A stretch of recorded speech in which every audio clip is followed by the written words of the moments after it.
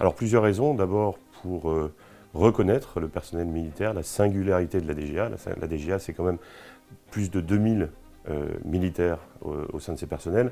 Ça veut dire des ingénieurs de l'armement, des ingénieurs des études et techniques de l'armement, des commissaires ancrage armement, des réservistes et des gendarmes de l'armement. Et donc ça me semblait très important de pouvoir illustrer et reconnaître cette singularité militaire devant la nation. La deuxième chose, c'est aussi pour faire connaître la DGA.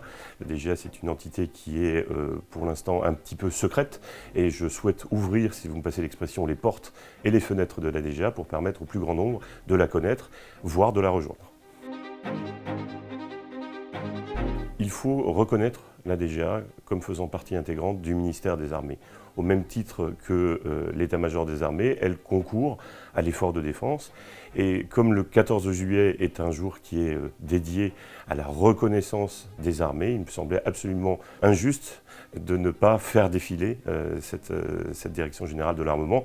Encore une fois, depuis 1961, elle n'a jamais défilé en troupes à pied, hormis les écoles, puisque l'École nationale supérieure des techniques avancées Bretagne a défilé, de même que l'École polytechnique, mais ça n'illustre pas toute la diversité de la DGA.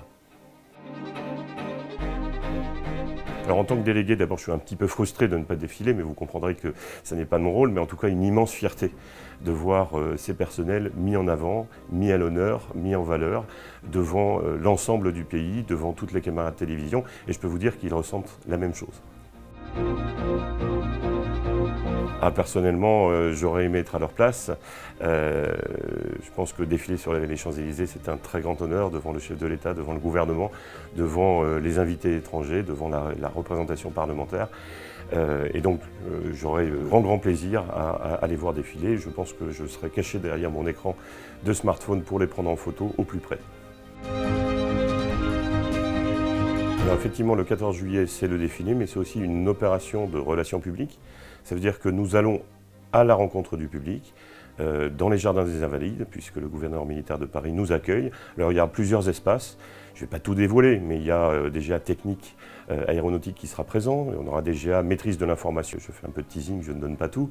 Il y aura également DGA essai en vol avec un Puma, d'autres centres de la DGA seront présents, et puis l'Agence de l'innovation de défense qui présentera notamment 2 projets innovants, dont celui qui est lauréat du prix de l'audace, c'est-à-dire l'innovation participative du ministère.